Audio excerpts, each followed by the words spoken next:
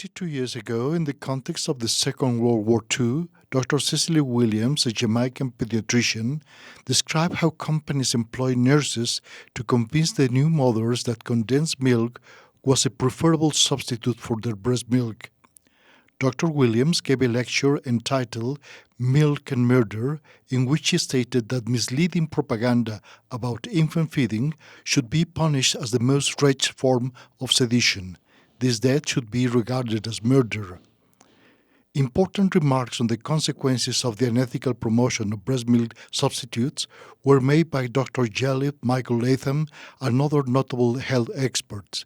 Nevertheless, it was only until the civil society mobilized after the publication of The Baby Killer by the English organization War on Want when this important issue became public domain. Public outrage grew when Nestlé filed a lawsuit against a group of young Swiss activists who had translated and published The Baby Killer under the title Nestlé Kills Babies. The code was won 40 years ago by people power. In 1974, exposés about deadly marketing that harm babies were published in Europe and the US. Based on these, I led an interfaith organization to file shareholder resolutions and a lawsuit challenging company practices. By 1977, we formed INFACT and started the Nestlé boycott. We mobilized hundreds of thousands of people and put 50,000 letters on Senator Kennedy's desk demanding action. He sponsored a hearing and WHO came to testify. After hours of testimony, the companies would not agree to substantial changes, so Kennedy asked WHO to take the lead. All right, now then my final question is what do you do, or what do you feel is your corporate responsibility to find out the extent of the use of your product in those circumstances in the developing part of the world? Do you feel that you have any responsibility? We can't have that responsibility, sir. May I make a reference to... You can't have that responsibility? No.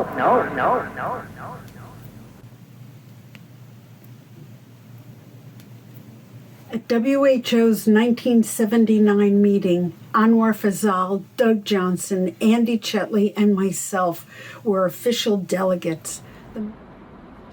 Dr. Hafdan Mahler, then Director General of the World Health Organization, responded to the conclusions of the US Senate hearings and takes up the challenge of drafting a code in the spirit of the Alma Ata Conference.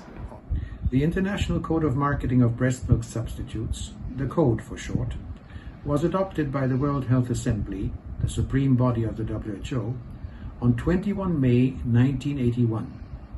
The U.S. was the only country in the world to vote no, which caused worldwide outrage, and IBFAN was launched on the international stage. At the same meeting, the countries committed to implement the code through national legislation or regulations and to monitor its implementation. IBFAN began monitoring well before the code. In 1980, we published a booklet with over 600 commercial promotion offenses in over 50 countries to show code drafters why the code needed to be detailed to stop baby food advertising, labeling, samples, and other marketing activities. The International Code Documentation Center, ICDC, trained people in monitoring and published monitoring manuals. Monitoring is important because it gives us the proof to make the code work. We held over 60 training courses all over the world, long ones and short ones, international ones, regional ones, national. More than 2,000 government officials were trained. Some 67 countries have made laws following that training. IBFAN has concentrated on actually providing governments with the information they need in order to bring in good resolutions that actually address the new marketing strategies. The code needs to be like a vaccine, and it needs to evolve to meet the new variants.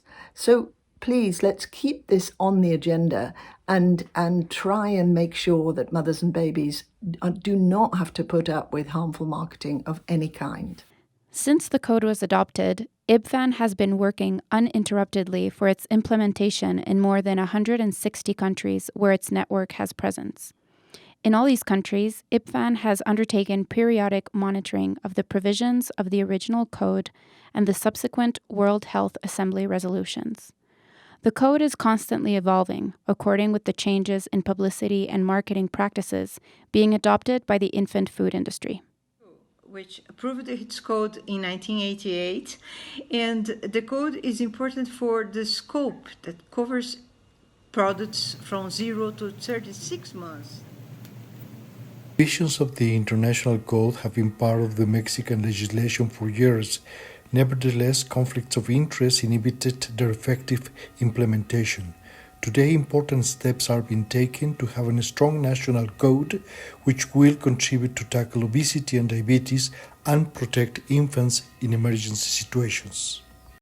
Today, the code is a useful tool to contribute to the fight against climate change, since it protects the most sustainable form of feeding babies. IBFAN is also changing every year. More young people are joining the struggle to continue protecting babies and mothers from the ever-present greed that moves business. Its most challenging endeavor now is to raise awareness about the perils of the conflicts of interest that constantly undermine the efforts to fully implement the code at the global scale. We are building a new generation that protects breastfeeding to save our Mother Earth. Construimos una nueva generación que protege la lactancia para salvar a nuestra madre tierra. 40 years of the International Code. We will continue struggling to save lives. 40 años del Código. Seguiremos luchando para salvar vidas. Día Mundial de Protección a la Lactancia Materna.